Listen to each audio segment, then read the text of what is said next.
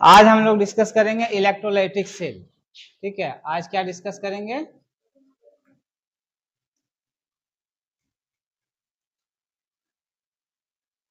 Electrolytic cell.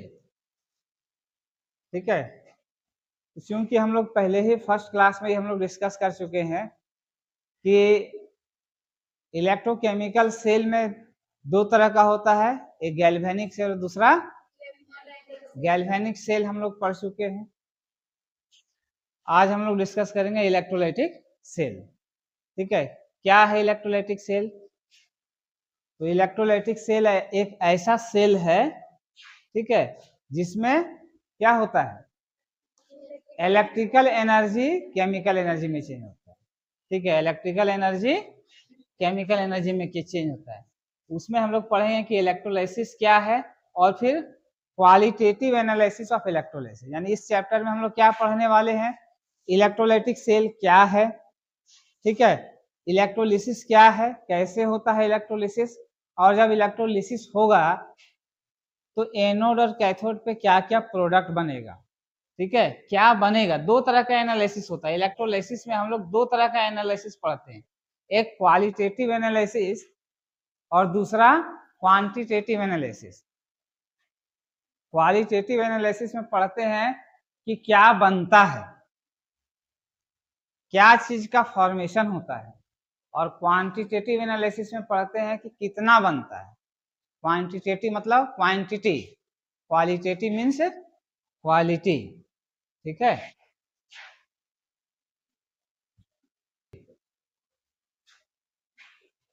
क्या होता है इलेक्ट्रोलाइटिक सेल? एक ऐसा सेल होता है जिसमें क्या होता है, इलेक्ट्रिकल एनर्जी किसमें चेंज हो जाता है, chemical energy through external source of energy. किसके थ्रू?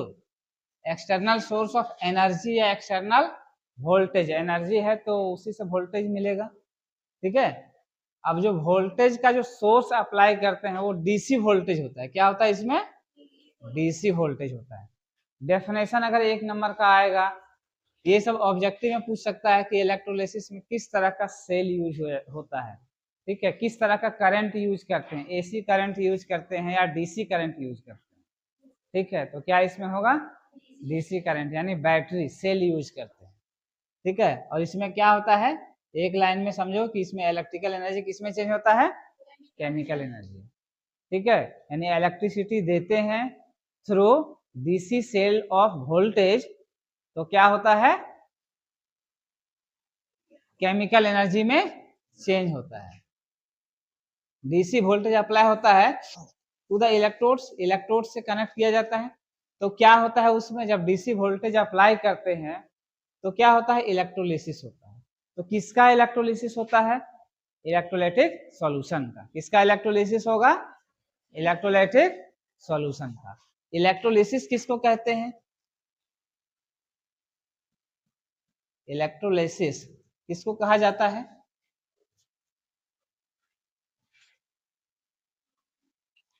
इलेक्ट्रोलिसिस होता किसका है, इलेक्ट्रोलिसिस होता है किसका, इलेक्ट्रोलाइट का। किससे इलेक्ट्रोलिसिस होगा, इलेक्ट्रोलाइट से।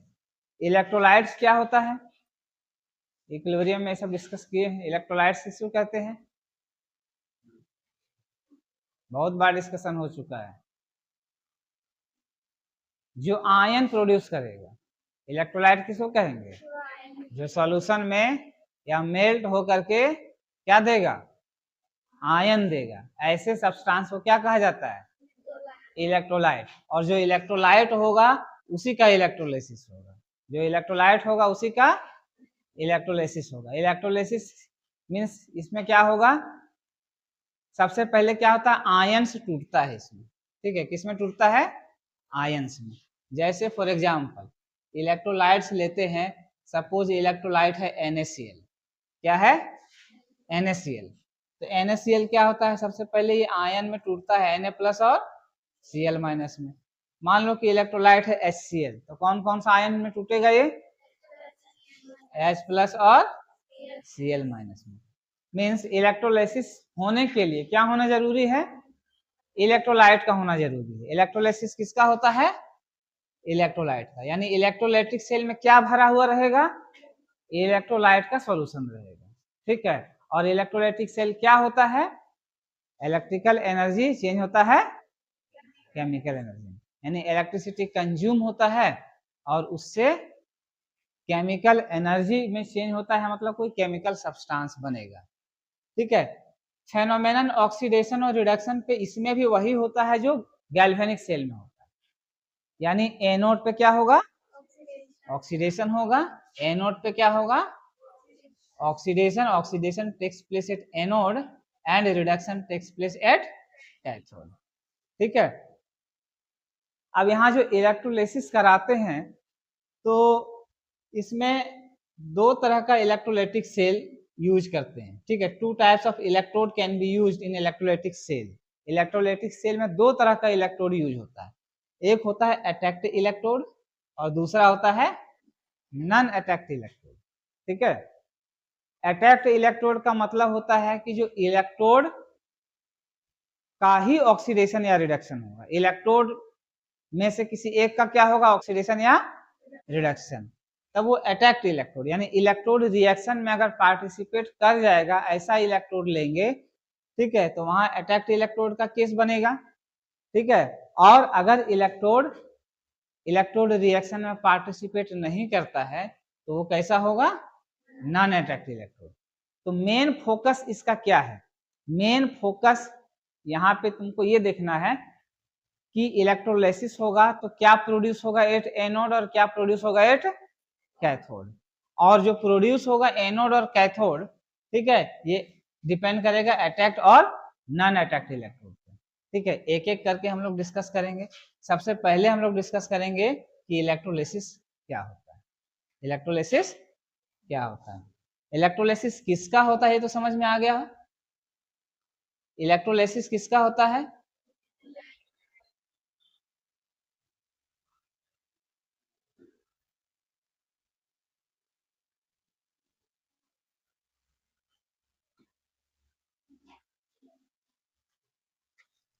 इलेक्ट्रोलाइट का होता है, क्या है, the process of discharging, the process of discharging of electrolytic ions, किसका, इलेक्ट्रोलाइटिक आयंस का, ठीक है, at their respected electrodes, at their respected electrodes when electricity is passed through the solution is known as electrolysis, ठीक है।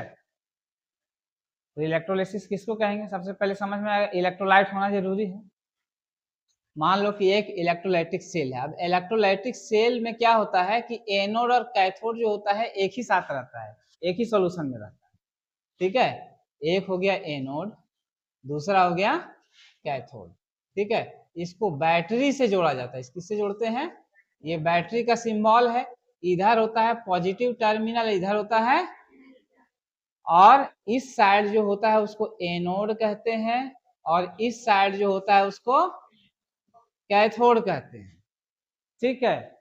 इधर वाले को anode कहेंगे, इधर वाले को कैथोड कहेंगे, ठीक है। और सॉल्यूशन जो होता है वो किसी इलेक्ट्रोलाइट का, इलेक्ट्रोलाइसिस किसका होगा, किसी इलेक्ट्रोलाइट का। जैसे फॉर एग्जांपल मान लेते हैं कि इलेक्ट्रोलाइट क्या है, सोडियम क्लोराइड, और जब सोडियम क्लोराइड होगा तो आयन किसका किसका रहेगा,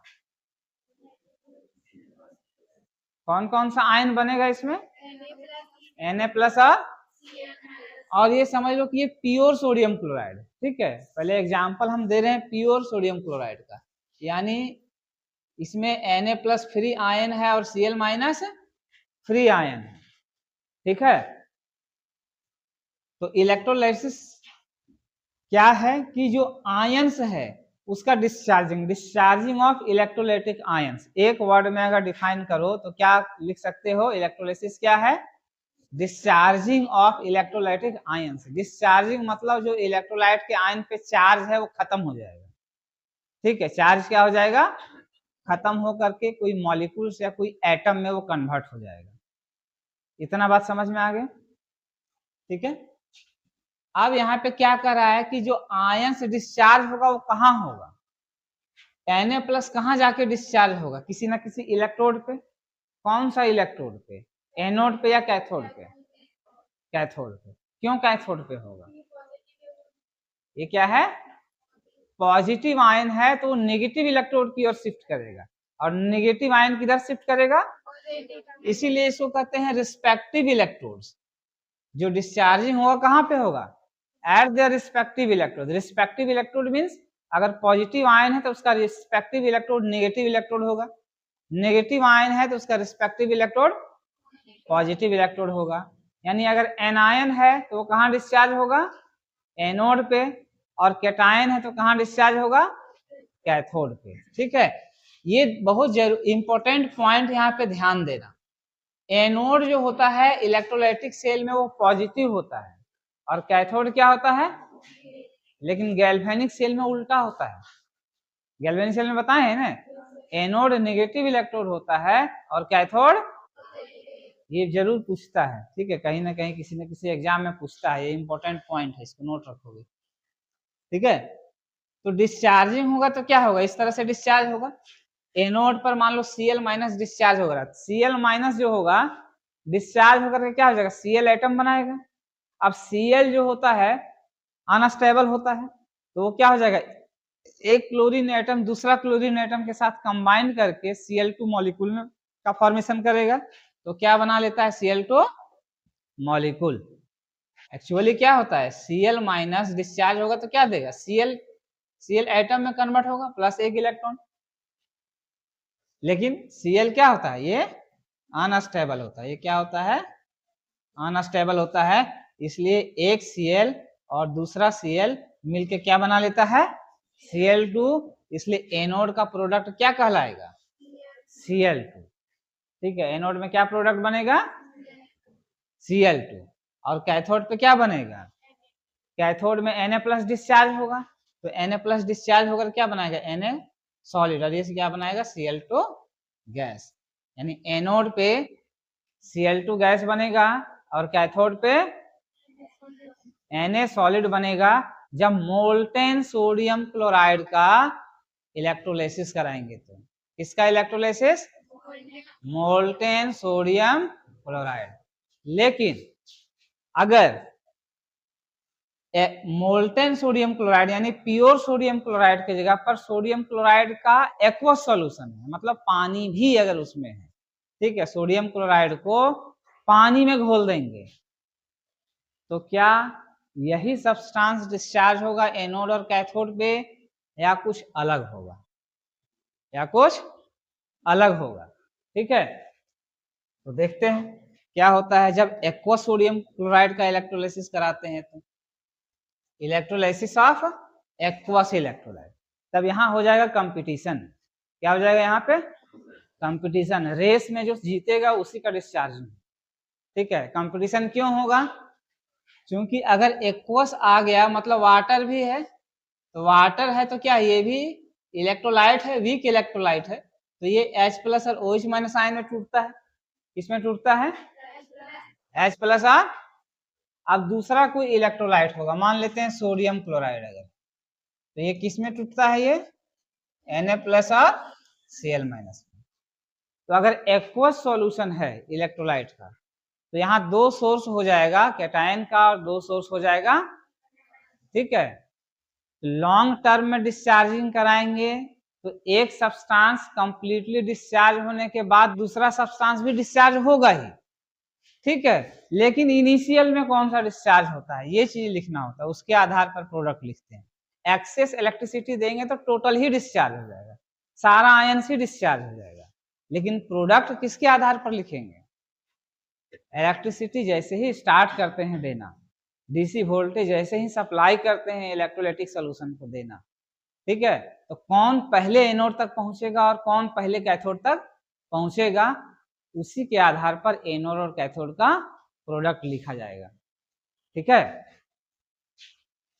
तो डिस्चार्जिंग ऑर्डर तुमको याद रखना है, डिस्चार्जिंग ऑर्डर तुमको याद रखना है।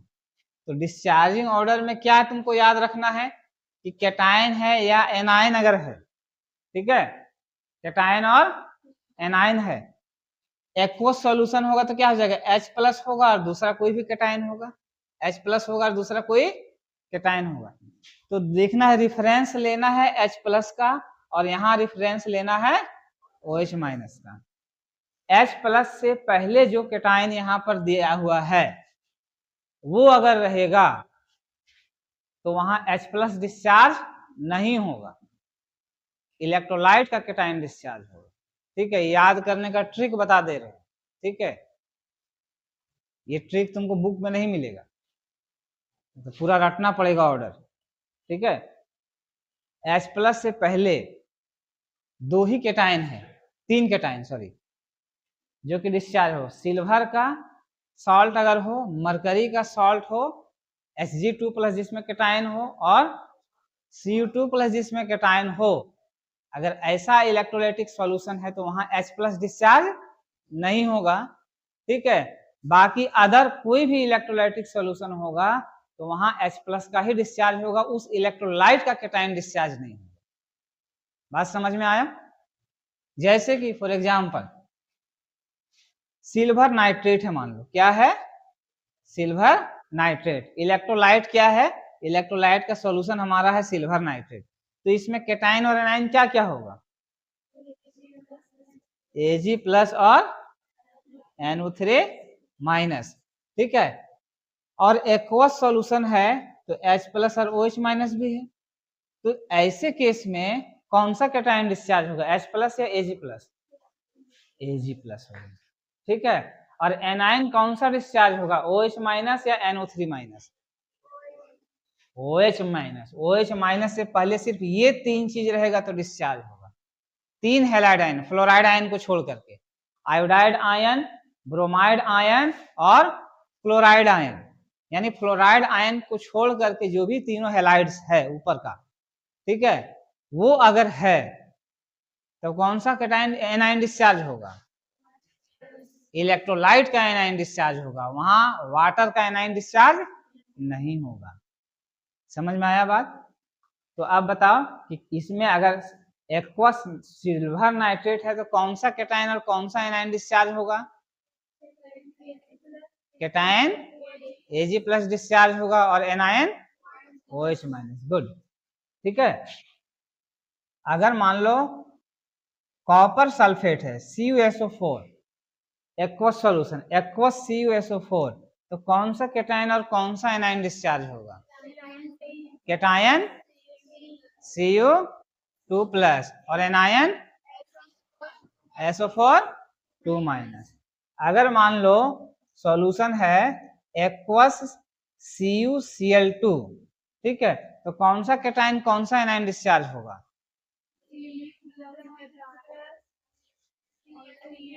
Cu2 प्लस और Cl माइनस। समझ में आ गया? हो गया काम। अब इससे रिलेटेड कोई भी क्वेश्चन तुम सॉल्व कर सकते हो, ये पूछता है एग्जाम में। ठीक है, क्वालिटेटिव एनालिसिस, ऑब्जेक्टिव में भी सब्जेक्टिव में भी, कौन सा प्रोडक्ट बनाएगा। ठीक, तो ये समझ में आ गया है?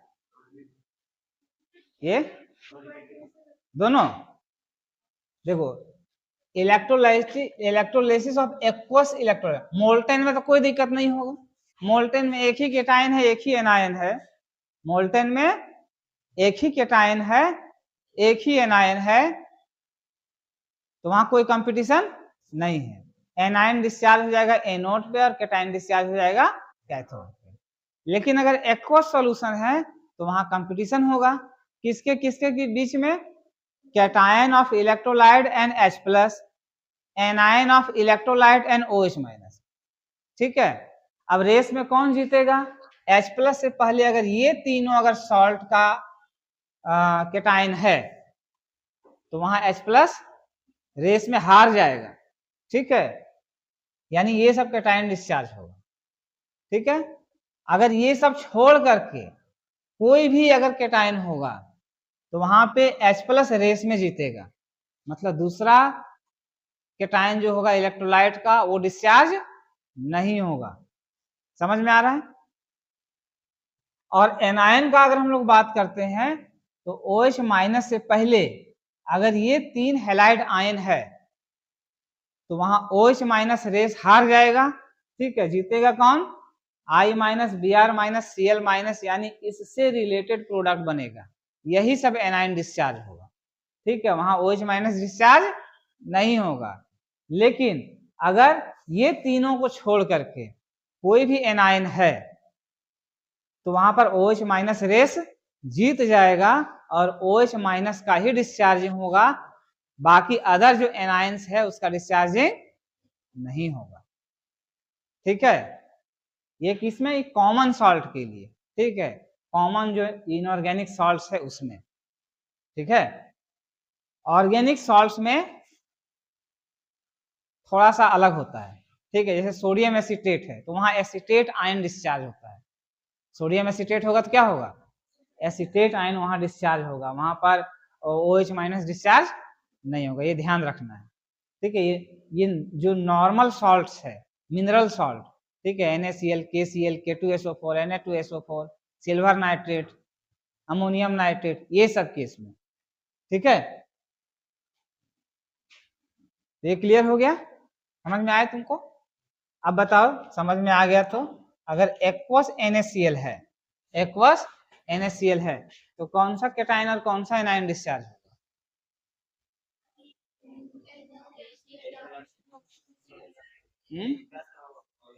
H प्लस और Cl माइनस, केवल पहले वाला याद रखना, ठीक है। कैटायन में H प्लस से पहले 3 है, सिल्वर, कॉपर, मरकरी, ठीक है, और एनायन में OH माइनस से पहले 3 है, Cl minus, Br minus, I minus, ठीक है, यानी halide ion except fluoride ion, ठीक है, फ्लोराइड आयन सबसे लास्ट में, ठीक है।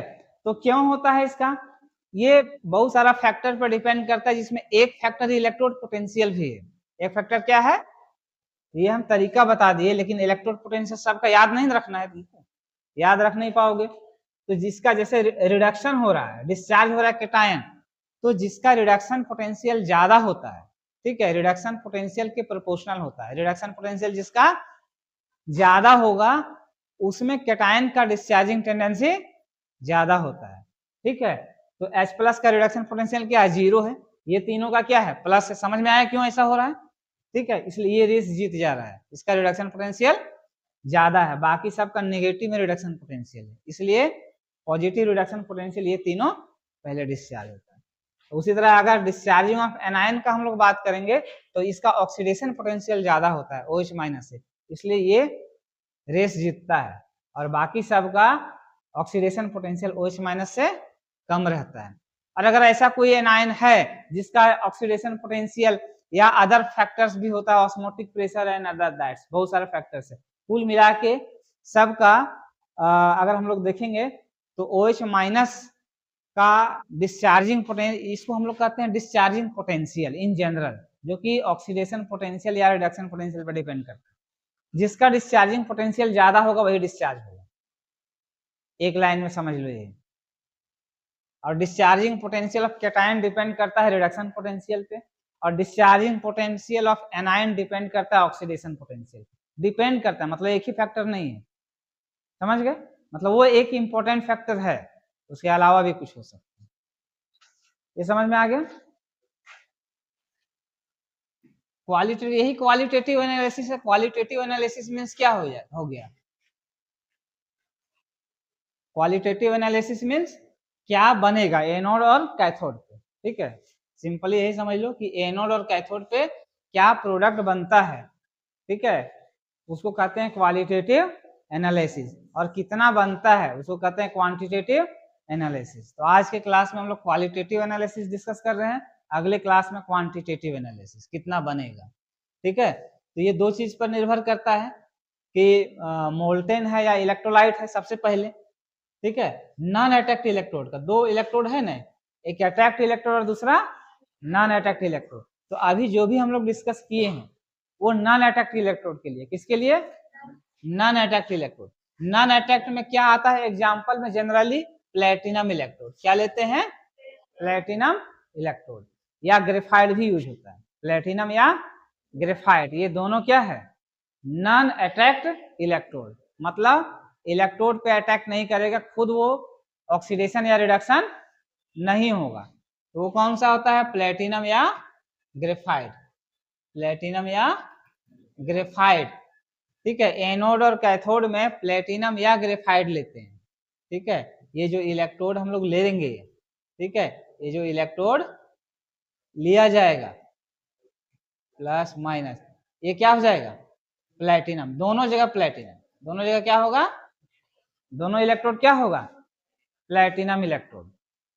ठीक है, तो इसको हम लोग कहते हैं प्लेटिनम इलेक्ट्रोड में, अब वो एक्वस है या मोल्टेन। ठीक है, प्लेटिनम इलेक्ट्रोड को यूज करके, नॉन अटैक्ट इलेक्ट्रोड को यूज करके एक्वस है या मोल्टेन है, तो उसके आधार पर प्रोडक्ट बताएंगे। दोनों समझ में आ गया? मोल्टेन होगा तो क्या होगा और एक्वस होगा तो क्या होगा? एक्वस में क्या होगा? जिसका डिस्चार्जिंग पोटेंशियल ज्यादा होगा वो पहले डिस्चार्ज होगा, और उसी के आधार पर क्या लिखते हैं? प्रोडक्ट लिखते हैं। तो ये मोल्टेन वाला वो तो एग्जाम्पल में ही डिस्कस कर दिए थे। ठीक है, एनोड पे मोल्टेन NaCl लेते हैं तो एनोड पे Cl2 और कैथोड पे सोडियम। ठीक है, अगर मोल्टेन लेते हैं NaBr तो एनोड और कैथोड पे क्या होगा? मोल्टेन NaBr लेंगे तो एनोड और कैथोड पे क्या बनेगा? कैसे कैसे होगा reaction? Anode Br minus discharge होगा, क्या होगा? Br minus. अब Br जो होता है Br2 के फॉर्म में होता है। ठीक है, इसलिए या तो यहाँ तो 2Br ले सकते हो, या सिंबॉलिकल यहाँ हाफ Br2 मतलब एक एटम को बैलेंस करके लिख देंगे प्लस 1 इलेक्ट्रॉन। ठीक है, ऐसे करके भी रिएक्शन लिख सकते हो, कोई दिक्कत नहीं। या Cl माइनस हाफ Cl2 करके 1 इलेक्ट्रॉन ऐसे भी दिखा सकते हो। और अगर कैथोड का हम लोग बात करेंगे तो कैथोड पे क्या होगा? क्या डिस्चार्ज होगा? Na+। ठीक है, तो कैथोड पे रिडक्शन होता है, तो रिडक्शन होगा तो क्या हो जाएगा? ये इलेक्ट्रॉन गेन करेगा, इलेक्ट्रॉन गेन करके क्या बना लेगा? सोडियम। ठीक है, तो ये हो गया electrolysis of molten electrolyte. Molten electrolyte में एक ही केटाइन एक ही एनायन होगा, केटाइन डिस्चार्ज हो जाएगा कैथोड पे और एनायन डिस्चार्ज हो जाएगा एनोड पे। ठीक है, फिर से समझा दें? अच्छा चलो चलो, एक नया पेज हम ले लेते हैं। ठीक है, एक लाइन में एक ही पेज में समझा दे। ठीक है, ज्यादा निकल रहा है तो ज्यादा लगता है तुम लोग कंफ्यूज कर जा रहे हो। इलेक्ट्रोलाइसिस, इलेक्ट्रोलाइसिस किसका होता है? इलेक्ट्रोलाइट्स का होता है। किसका होता है? और इस प्रोसेस में क्या होता है? ये किस चीज का प्रोसेस है? Discharging of electrolytes, discharging of ions of electrolytes. ठीक है, डिस्चार्जिंग ऑफ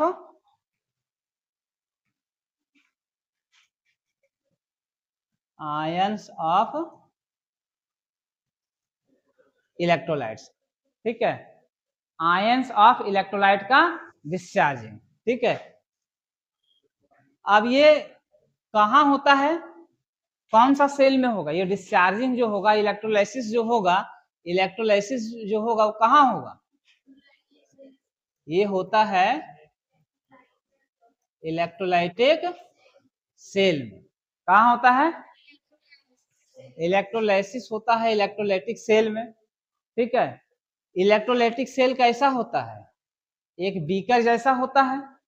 ठीक है, जिसमें एक एनोड होता है और दूसरा कैथोड होता है। एनोड कैथोड को बैटरी से जोड़ते हैं, एनोड कैथोड को, और इसमें क्या भरा रहता है? इसमें क्या भरा रहता है? Electrolytic solution. क्या चीज का सॉल्यूशन रहता है? Electrolytic solution. अब इलेक्ट्रोड क्या लेते हैं? दो तरह का इलेक्ट्रोड ले सकते हैं, एक अटैक्ट इलेक्ट्रोड और दूसरा, ठीक है, एक होगा non attacked electrode, non attacked electrode लेकर के इलेक्ट्रोलाइसिस कराएंगे, और दूसरा अटैक्ड इलेक्ट्रोड से इलेक्ट्रोलाइसिस होगा। दूसरा कैसे होगा? अटैक्ड इलेक्ट्रोड से। नॉन अटैक्ड इलेक्ट्रोड में जनरली क्या लेते हैं? कौन सा इलेक्ट्रोड? प्लैटिनम या ग्रेफाइट। कौन सा इलेक्ट्रोड यूज होगा?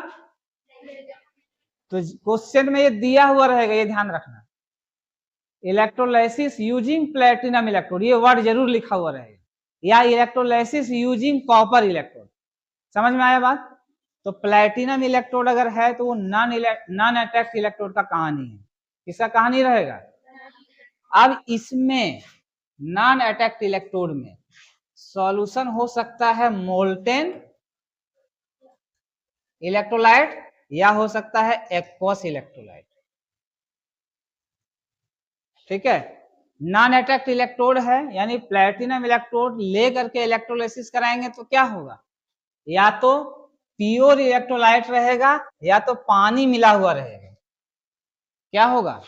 या तो प्योर इलेक्ट्रोलाइट रहेगा या तो पानी मिला हुआ रहेगा। प्योर इलेक्ट्रोलाइट रहेगा तो कोई टेंशन है? प्योर इलेक्ट्रोलाइट रहेगा तो हम एक एग्जांपल ले लेते हैं, प्योर NaCl यानी मोल्टेन NaCl, NaCl मोल्टेन। इसका इलेक्ट्रोलाइसिस जब होगा तो सबसे पहले ये क्या बनाएगा? Na+ और Cl-। अब एक कैटायन हो गया और एक कैटायन कहाँ डिस्चार्ज होगा?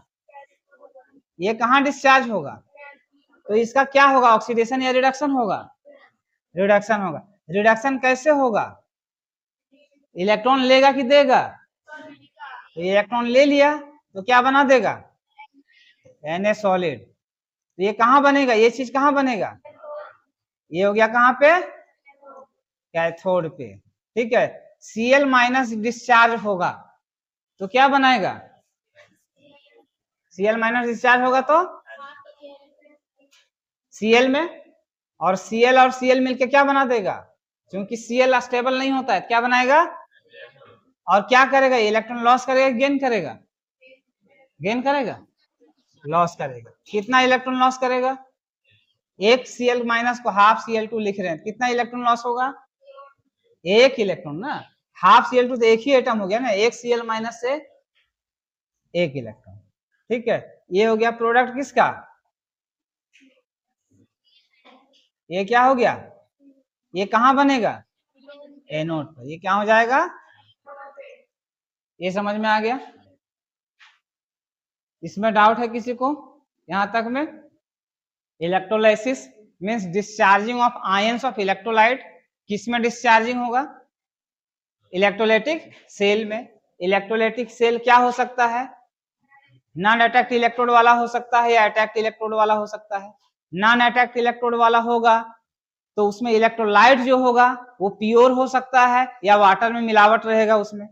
ठीक है, या तो एक्वस सॉल्यूशन रहेगा या तो मोल्टेन होगा। अगर मोल्टेन होगा तो कैटायन और एनायन का नेचर ही है, कैटायन कैथोड पे और एनायन एनोड पे डिस्चार्ज होगा। उसके करस्पॉन्डिंग देख लो प्रोडक्ट क्या बनेगा। ठीक है, Cl- से Cl2 बनाएगा, Br- से Br2 बनाएगा, I- से I2 बनाएगा। OH- है तो उसमें अभी बताएंगे, OH- डिस्चार्ज होगा तो ऑक्सीजन गैस बनाता है। ठीक है, O2 और H2O बनाता है। ठीक है, OH- रहेगा तो O2 बनेगा और H2O बनेगा अगर OH- डिस्चार्ज होता है तो। और मेटल अगर है कैटायन में तो मेटल डिस्चार्ज होगा तो क्या हो जाएगा? सिंपल, वो मेटल Na+ है, सोडियम मेटल। कॉपर है तो कॉपर डिपोजिट हो जाएगा। ठीक है, जिंक है तो जिंक, निकेल है तो निकेल, सिल्वर है तो सिल्वर, H+ है तो वहां हाइड्रोजन गैस बनेगा। H+ है तो हाइड्रोजन गैस बनेगा। समझ में आया? एक कैटायन और एक एनायन होगा तो कैटायन के करस्पॉन्डिंग क्या प्रोडक्ट बनेगा और एनायन के करस्पॉन्डिंग क्या प्रोडक्ट बनेगा। और अगर एक्वस इलेक्ट्रोलाइट है, अगर एक्वस इलेक्ट्रोलाइट है तो एक्वस इलेक्ट्रोलाइट में क्या होगा? कितना सोर्स है कैटायन और एनायन का? अगर एक्वस इलेक्ट्रोलाइट है तो कैटायन और एनायन का कितना सोर्स हो जाएगा? एक्वस इलेक्ट्रोलाइट एग्जांपल ले लेते हैं। एक्वस, एक्वस मान लो कॉपर सल्फेट। एक्वस क्या है? कॉपर सल्फेट है। अब एक्वस कॉपर सल्फेट हो गया तो वाटर का भी इलेक्ट्रोलाइसिस होगा और CuSO4 का भी इलेक्ट्रोलाइसिस होगा। तो H2O का इलेक्ट्रोलाइसिस होगा तो कौन कौन सा आयन बनेगा? H प्लस और OH माइनस। CuSO4 का से क्या क्या बनेगा? Cu2 प्लस और अब यहां हो गया कंपटीशन, एक्वस में हो जाएगा कंपटीशन। अब देखना है कि उसमें कौन तेज भागता है, ठीक है, जो रेस जीतेगा वही डिस्चार्ज होगा। अब इसमें बताओ, इस सॉल्यूशन के लिए दो कैटायन है H प्लस और Cu2 प्लस, कौन रेस जीत जाएगा? Cu2 प्लस जीत जाएगा रेस, ठीक है। कैसे जीतेगा उसका हमें बता दिए हैं, ऑर्डर देख लेना। तो Cu2 प्लस क्या होगा? डिस्चार्जिंग कैटायन है, तो कैटायन कहाँ डिस्चार्ज होगा? कैथोड पे। कैथोड पे क्या होता है? रिडक्शन होता है, तो क्या करेगा वो? इलेक्ट्रॉन लेगा कि देगा? गेन करेगा। अब Cu2 प्लस है तो डिस्चार्ज होने के लिए दो पॉजिटिव है दो नेगेटिव चाहिए, तो कितना इलेक्ट्रॉन गेन करेगा ये? दो इलेक्ट्रॉन गेन करेगा। तो प्लस हो गया दो इलेक्ट्रॉन, बन गया कॉपर सॉलिड। ये कहां पर बनेगा? कैथोड पे। तो कैथोड पे प्रोडक्ट क्या बन गया? कैथोड पे प्रोडक्ट क्या बन गया? Cu डिपोजिट हो गया। अब एनायन में कंपटीशन में कौन जीतता है? देखो, OH माइनस और सल्फेट आयन, OH माइनस और SO4 माइनस, कौन जीतेगा? OH माइनस जीतेगा। कौन जीतेगा? OH minus. तो किसका डिस्चार्जिंग होगा एनोड पे? OH माइनस का। जब OH माइनस का डिस्चार्जिंग होगा तो क्या रिएक्शन होगा? ये इसको अलग से लिख देते हैं। OH माइनस जब डिस्चार्ज होता है, ठीक है, तो ये बनाता है O2 प्लस H2O, ठीक है। इसको अगर बैलेंस कर देंगे तो यहाँ पर ये दो इलेक्ट्रॉन यहाँ पर दो ले लेते हैं तो क्या हो जाएगा? ये सॉरी, हाँ, दो इलेक्ट्रॉन लॉस करेगा ये, क्योंकि ऑक्सीडेशन हो रहा है, ठीक है। एनायन डिस्चार्ज होगा कहाँ पे? एनोड पे। और एनोड पे क्या होता है? ऑक्सीडेशन होगा, क्या होगा? इलेक्ट्रॉन लॉस करेगा। मान लो दो OH माइनस लिए हैं तो दो OH माइनस से क्या हो जाएगा? दो इलेक्ट्रॉन लॉस होगा। अब इसको बैलेंस कर देना है। बैलेंस करना है, कितना ऑक्सीजन है? दो ऑक्सीजन। और यहाँ कितना ऑक्सीजन है? तीन ऑक्सीजन। इसको दो में कन्वर्ट कर देना है, तो क्या कर देंगे? हाफ O2 गैस, ठीक है।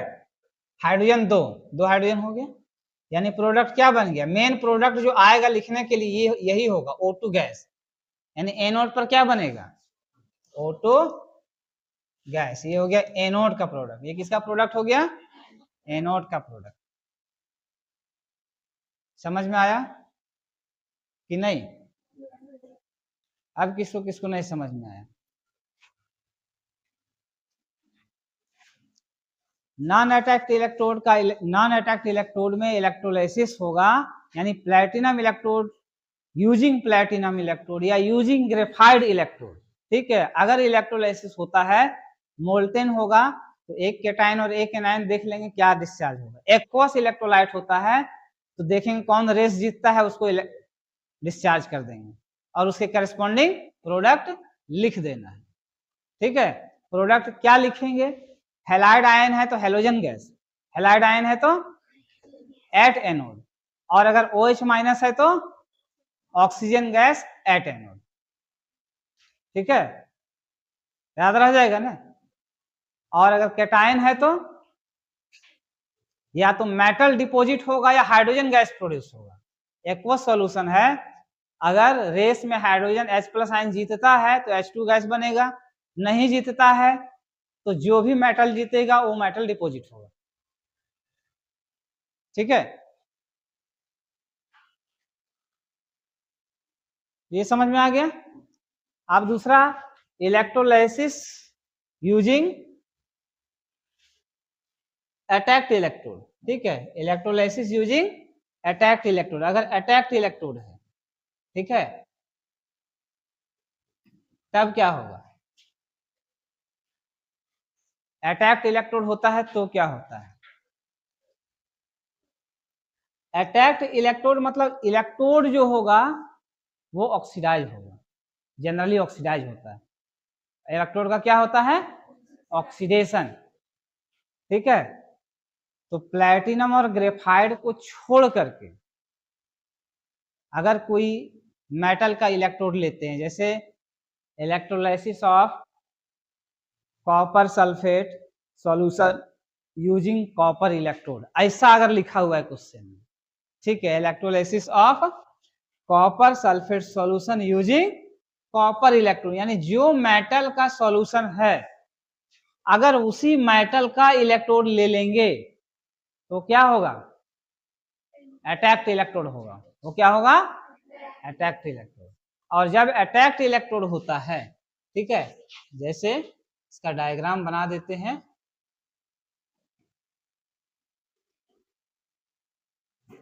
ये मान लो कि कॉपर है, दोनों क्या है, कॉपर है, एटलीस्ट एनोड कॉपर है, एटलीस्ट क्या होना चाहिए, एनोड को कॉपर होना चाहिए। एनोड, कैथोड अगर प्लेटिनम भी लेते हैं, एनोड अगर कॉपर ले लिए तो वो अटैक्ट इलेक्ट्रोड हो जाएगा। क्या हो जाएगा, ये याद रखना, ठीक है। अब यहाँ लिए copper sulphate, aqueous solution, copper sulphate को पानी में ही घोल के लेते हैं जनरली, तो एक्वस सॉल्यूशन ही रहेगा। तो कॉपर का इलेक्ट्रोड को लेकर के, ठीक है, कॉपर सल्फेट सॉल्यूशन का इलेक्ट्रोलाइसिस कराएंगे तो जो कॉपर इलेक्ट्रोड है यही ऑक्सीडाइज होकर के Cu2+ आयन बनाता है। क्या होता है, Cu2+ आयन बनाता है, और फिर Cu2+ आयन जो है ये डिस्चार्ज हो जाता है कैथोड पे। एनोड पर इलेक्ट्रोड क्या होता है,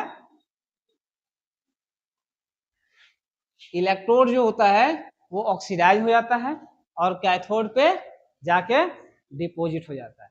ये इलेक्ट्रोलाइसिस इस तरह का प्रोडक्ट होता है कब, जब इलेक्ट्रोड क्या होगा, अटैक्ट, मतलब इलेक्ट्रोड रिएक्शन में पार्टिसिपेट होगा। कॉपर है एनोड, तो कॉपर का ऑक्सीडेशन हो गया Cu2+ में, और at cathode Cu2+ ion discharge हो गया कॉपर, और यहाँ कॉपर का मेटल यहाँ पे जमा हो जाता है, डिपॉजिट हो जाता है, और इसका यूज किया जाता है। इसका एप्लीकेशन है मेटल का प्यूरिफिकेशन। सबसे इंपॉर्टेंट यूज क्या है इसका, मेटल का प्यूरिफिकेशन। जैसे कॉपर मेटल एक्सट्रैक्ट होता है, बनाते हैं ना मेटलर्जी प्रोसेस में, चैप्टर तो हट गया तुम लोग का। तो जब इसका कॉपर का मेटल माइनिंग करके कॉपर जब निकाला जाता है, एक्सट्रैक्ट किया जाता है, तो उसमें बहुत सारा इम्प्यूरिटी भी होता है, अवशिष्ट पदार्थ होता है उसमें जिसका जरूरत हमको नहीं है, तो उसको हटाने के लिए ये मेथड यूज करते हैं। जो इम्प्योर मेटल है जो एक्सट्रैक्ट करके निकाले हैं उसको बना लिया जाता है एनोड, उसको क्या बना दिया जाता है, एनोड। और दूसरा प्योर मेटल, प्योर कॉपर को बना लिया जाता है कैथोड। प्योर मेटल को क्या बना दिया जाता है, ये यहाँ से ऑक्सीडाइज होता है, ये यहाँ आके डिपोजिट हो जाता है, यहाँ पर ये पूरा प्योर कॉपर हो गया।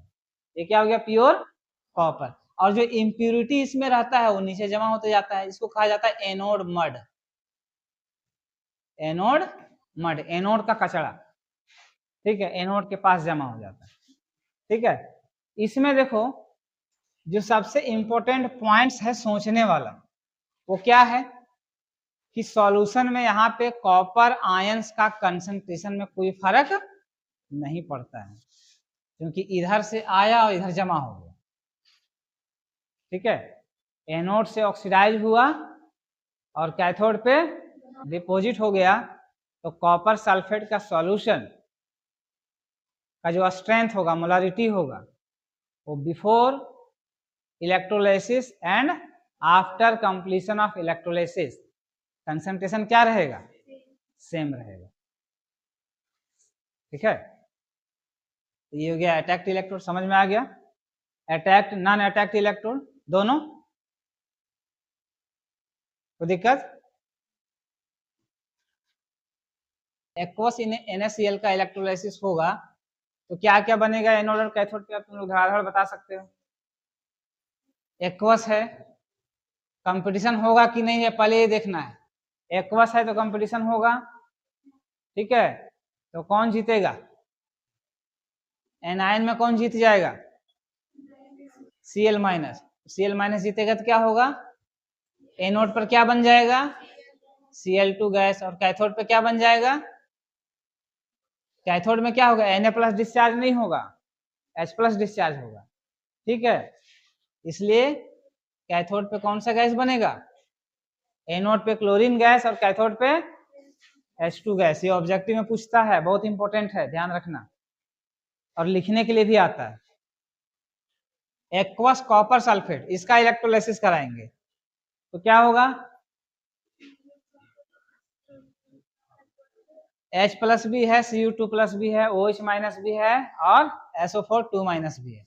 तो एनोड में कौन जीतेगा, OH माइनस डिस्चार्ज होगा तो क्या बनेगा, O2 गैस और H2O लिक्विड, O2 गैस और H2O लिक्विड। ठीक है, इसको बैलेंस तुम जैसे करो, 4 मोल ले लो, 2 मोल ले लो, ठीक है, उसके हिसाब से तुम अपना देख लेना। लॉस होगा इलेक्ट्रॉन का 4, OH माइनस है तो यहाँ 4 इलेक्ट्रॉन लॉस होगा, ऑक्सीडेशन होगा। कैथोड पे रिडक्शन होता है, तो कैथोड में क्या होगा, H प्लस से पहले आता है Cu2 plus, discharging potential Cu2 plus का ज्यादा है, ये डिस्चार्ज होगा तो क्या बना देगा, copper solid, copper solid deposit होगा। ठीक है, गैल्वेनिक सेल और इलेक्ट्रोलाइटिक सेल, ये दोनों में डिफरेंस क्या है।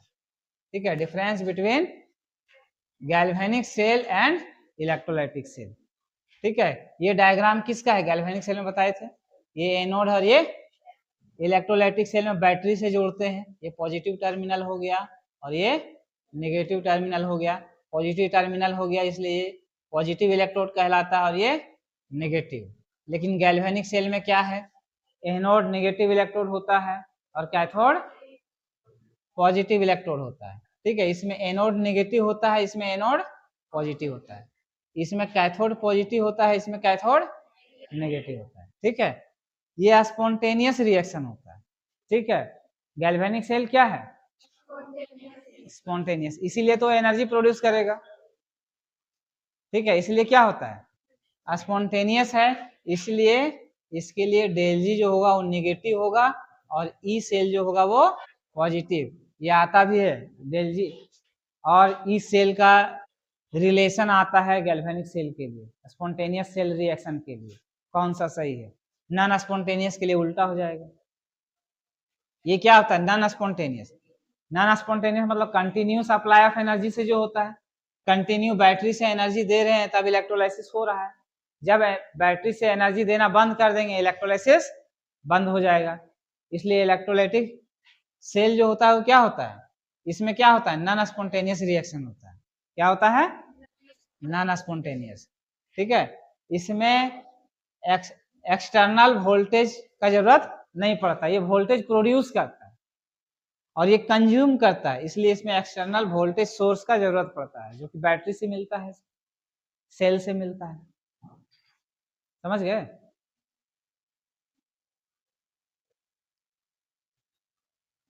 ये हो जाएगा। कैसे होता है ये इलेक्ट्रोप्लेटिंग, इसमें अट्रैक्ट इलेक्ट्रोड होगा कि नॉन अट्रैक्ट इलेक्ट्रोड होगा,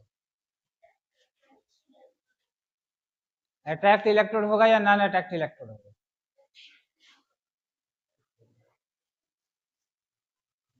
इलेक्ट्रोप्लेटिंग कराते हैं। मान लो कि ये इसमें ये भी प्लेटिनम है, ये भी प्लेटिनम है। ठीक है, सिल्वर नाइट्रेट का सॉल्यूशन लेंगे AgNO3। ठीक है, तो क्या होगा, या मान लो कॉपर पर हम सिल्वर का इलेक्ट्रोप्लेटिंग कराते थे, यहाँ पर क्या ले लेंगे, कॉपर, कैथोड क्या ले लेंगे, कॉपर, और सिल्वर नाइट्रेट का क्या कराएंगे, इलेक्ट्रोलाइसिस कराएंगे। क्या कराएंगे, तो यहाँ से सिल्वर आयन डिस्चार्ज हो जाएगा कहाँ पे, जो भी इलेक्ट्रोड कैथोड पे होगा। ठीक है, तो यहाँ पर जो प्लेट परत जो जमते जाएगा इसी को कहा जाता है इलेक्ट्रोप्लेटिंग। तो ये कैसा एग्जाम्पल हो गया,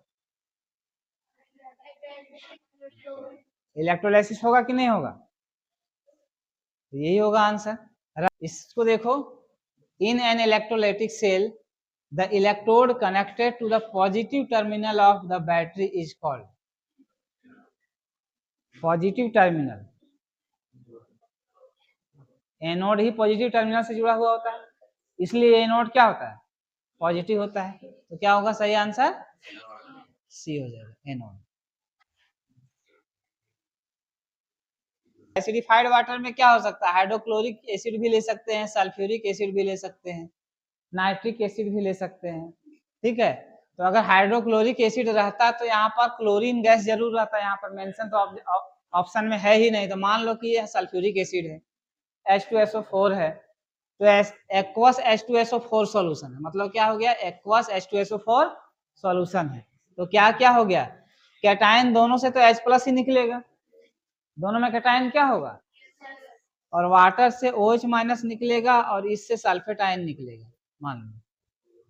तो ये कहाँ पर डिस्चार्ज होगा, एनोड पे या कैथोड पे, कैथोड पे डिस्चार्ज होगा, कौन सा गैस बनेगा, H+ डिस्चार्ज होगा कैथोड पे, कौन सा गैस बनाएगा, हाइड्रोजन गैस, गुड, ठीक है। अब ये दोनों में कौन कंपटीशन जीतेगा, OH-, OH- डिस्चार्ज होगा तो कौन सा गैस बनेगा, OH- डिस्चार्ज होगा तो कौन सा गैस बनेगा, ऑक्सीजन गैस, ठीक है। कहाँ डिस्चार्ज होगा, एनोड पे कि कैथोड पे, एनोड पे, ठीक है। यानी एनोड पे कौन सा गैस बनेगा और कैथोड पे कौन सा गैस बनेगा, कौन सा ऑप्शन होगा, बी होगा, गुड, ठीक है।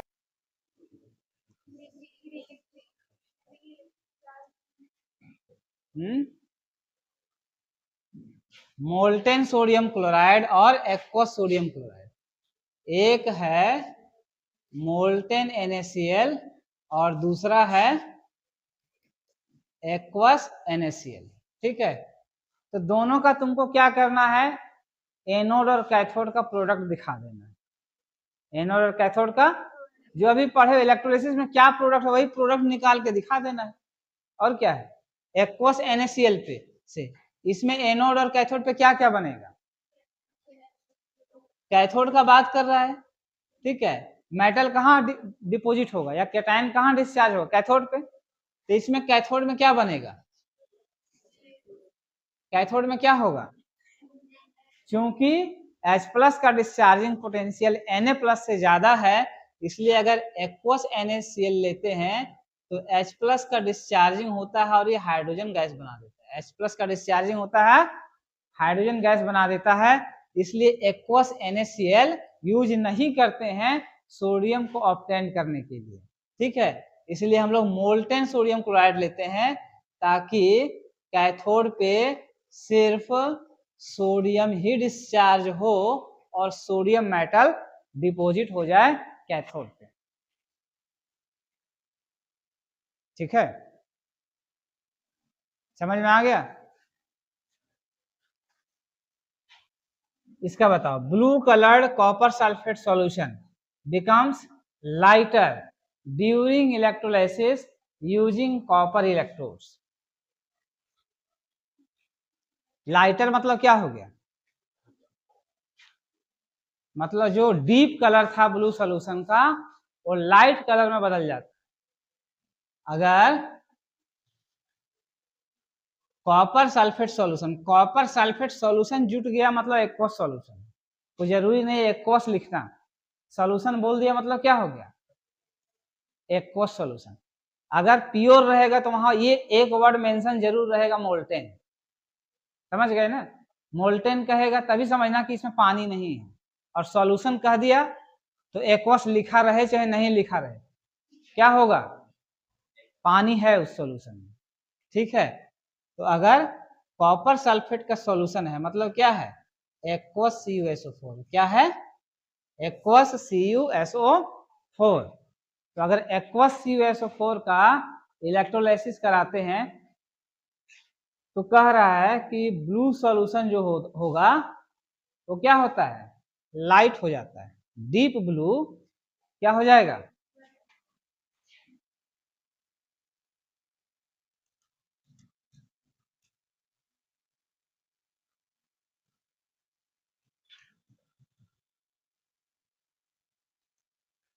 CuSO4, ठीक है।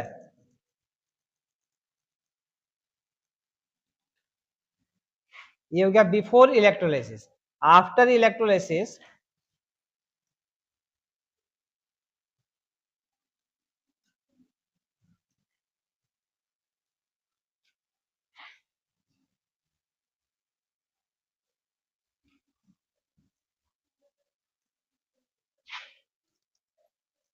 अच्छा जब पहले मान लो कि ये वाला ब्लू लेते हैं, ये इस तरह से था, ठीक है, पहले डीप ब्लू था, ठीक है। आफ्टर इलेक्ट्रोलाइसिस ये हो गया लाइट ब्लू, ठीक है, ये डीप ब्लू है, ये लाइट ब्लू है, ठीक है। तो ऐसा क्यों होता है?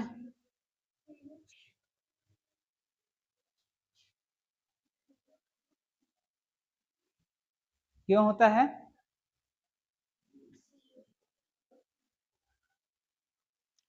जो कलर जो सॉल्यूशन का होता है, डीप कलर जो सॉल्यूशन का होता है, वो किसके कारण से होता है? पानी के कारण या सल्फेट के कारण या कॉपर के कारण? कॉपर आयन के कारण। किसके कारण? कॉपर आयन के कारण। किसके कारण होता है? तो अगर कॉपर आयन कम हो जाएगा तो हल्का होगा कि नहीं कलर? कॉपर आयन अगर कम हो जाएगा तो लाइट हो जाएगा कलर, ठीक है। तो यही चीज तो होता है, क्योंकि एक्वस कॉपर सल्फेट है तो यहाँ H+ का डिस्चार्जिंग पोटेंशियल कम है, किससे? Cu2+ से, इसलिए कैथोड पे क्या डिस्चार्ज होगा? Cu2+ डिस्चार्ज होगा, ठीक है। और Cu2+ डिस्चार्ज होगा तो Cu2+ आयन का कंसंट्रेशन क्या हो जाएगा? कम हो जाएगा। तो जिसके कारण ब्लू कलर आ रहा था उसका संख्या घटते जाएगा, तो ब्लू कलर भी क्या होगा? हल्का होते जाएगा, लाइट होते जाएगा। समझ में आया बात? चलो ठीक है।